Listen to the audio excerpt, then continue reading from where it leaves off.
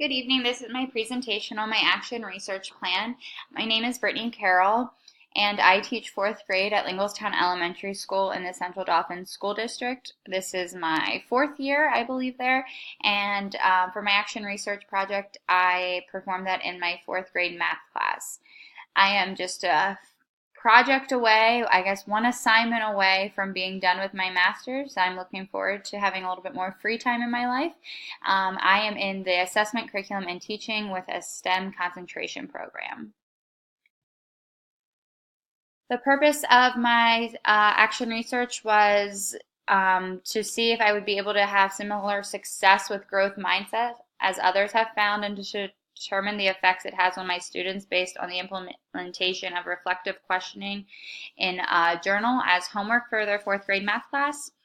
There wasn't a problem per se in my room that I was attempting to resolve through this research. I was just trying to see if implementing a new teaching method would increase the learning that is being done in my math class. Also, I'm hoping to boost their confidence a little bit so they could have more of a growth mindset and perform better in math.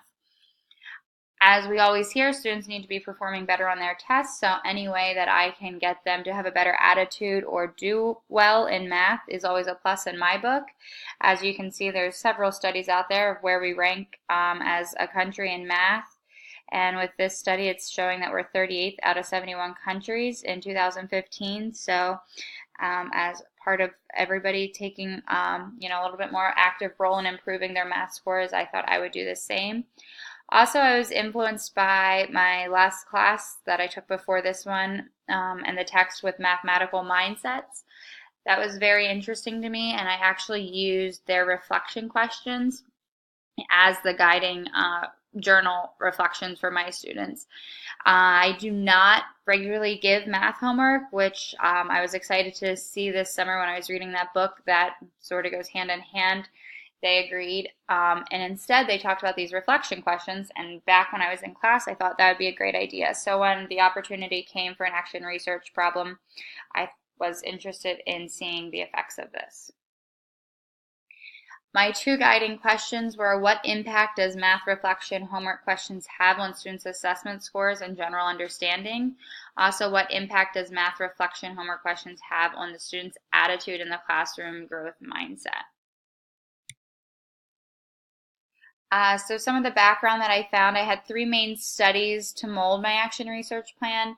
The first one was most influential in my own work. It performed a study using reflective journaling. It was 15 students, they were freshmen undergraduates, and their findings had positive effects in the classroom and throughout their attitudes.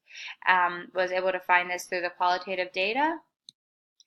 The two others, some researches I did was, second one was a study with reflective journaling and setting of goals and sub-goals. The students reflected on these goals, and this was for 92 students. Again, it had positive effects through their quantitative data, and they found that establishing sub-goals for their main goals was more beneficial than the students who did not establish a sub-goal. Students who were able to manage setbacks effectively were more likely to exhibit positive effects in the classroom. In other words, this study found that growth mindsets can be nurtured through the use of reflective journaling, and that nurturing effect can be enhanced by also requiring students to set goals and then reflect upon these goals throughout the class. I definitely saw some students in there reflecting over the last couple of weeks talk about their setbacks and how they can overcome them. So either making a plan as to how they're going to get better or learn from their mistake, or that they already told me how they've overcome. So I thought that was really interesting to see the students reflecting on that and able to tie that into that research. The last one here was with Dr. Carol Dweck, who is the leading researcher in the area of growth mindset. I'm sure we've all heard about her. She presented her findings that the growth mindset allows for a more productive classroom than the classrooms with a fixed mindset.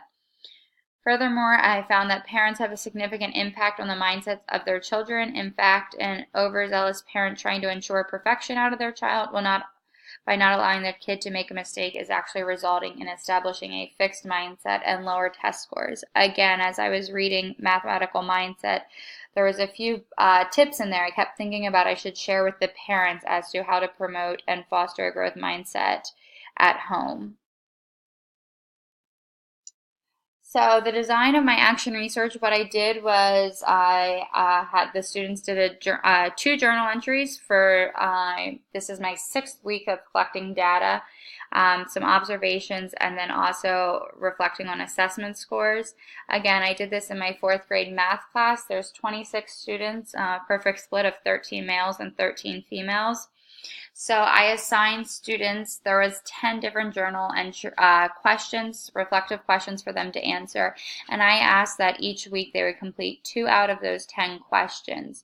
I sat out thinking I was going to use good old school composition books as my journals, but to get the children a little bit more interested in involved, I created a Google Classroom, and the students then were able to go on in the evenings to the Google Classroom and answer their reflection questions.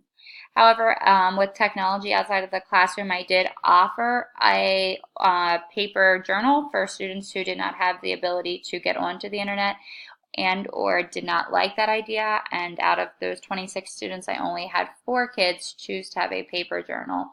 And then I just, same thing every Friday, I checked in and read their entries, analyzed them, took any screenshots I needed, and then would hand them back for them to begin their next week. So my data came from journal entries, informal observations, and assessments. My findings, I was very excited to see that there was significant success. It had an increase in the class average on assessments compared to assessments outside of our research period. It was also interesting to see that there was definitely a deeper understanding after they had the reflection questions. We finished up before starting this research. We were in multiplication, which students learned multiplication in 3rd grade, and their test scores weren't quite as good as their new subject matter, which is division. So during my research period of collecting data, we were learning division. So it worked out perfectly that I was starting sort of a new unit as I was also launching their reflection questions. So the students were able to definitely grasp a deeper understanding, and they don't have any prior knowledge to division other than sort of your snap facts, 25 divided by 5 type division, but long division is brand new to them in 4th grade. Also, another common theme among the journal entries was an increase in confidence. Some students chose to reflect on their strengths and weaknesses, and when doing so, it was interesting to read. They sort of put together an action plan or how they were going to improve their weaknesses. But it was always interesting because after they'd list their weaknesses, they were always sure to sort of end on a positive note, like it's not going to get me down, or that's only one weakness, I have many strengths. So they really did have a positive attitude when sort of reflecting on things that they were good at or needed to improve on. So here is a graph to show the increase in our class averages. So again, multiplication was the unit we finished before launching my action research plan in the classroom. The class average was a 93.8. And then division, we did the entire division unit over the last 5 weeks. So the students were reflecting weekly on what they were learning in division. And our class average, as you can see, rised pretty well. So it was interesting to see that majority of my class, it's 69% of them received a 100% or only lost 1 point on their division test. Here are some examples. The first one is an example of a student's handwritten journal. I took a photo of this because I thought it was a great way to reflect on their vocabulary words. So they're giving me the definition of angles and also then drawings, which I thought was great. That's really showing that they're understanding what they're learning. So as we talked about in previously it was division, but we just took our division test and now we're already moved on to geometry. So this was a more recent journal entry, but I just really thought he did a great job nailing in those vocabulary words, and you can see that he definitely has a deeper understanding for them, able to give me some measures, definitions, as well as drawings. I also thought it was great for his second entry that week that he talked about Math 24, which they play throughout center time and guided math. But to see that he can make a mistake and it's okay and that they can learn from them, which I think is, again, crucial for in their reflection to realize that mistakes are okay and most of the time you can turn them into something good. Another journal entry to the side here is a students from the Google Classroom, and I thought she reflected on the mathematical concept of the day very well, definitely grasped what I was teaching that day, and helps to see that she has a deeper understanding of how long division works. In conclusion, I learned that a growth mindset helps students look at failure and mistakes as an opportunity to grow. This allows students a better chance of deeper learning and mastery of the material. And this impacted me as a teacher because now I have started to implement other growth mindset concepts in my classroom, and I found that my students are more eager to learn and look at school as a positive and not a negative. To inform my school, I think it's important to encourage the use of journaling, especially with reflective journals. We do some reflective writing throughout more the English language arts side of things, and we are required to be doing reflective writing in our school. So I think journaling is a great asset, and goal setting should be strongly considered as a tool to enhance the learning in the classroom. And it's not difficult to implement. And like I said, you can also incorporate technology, which students love.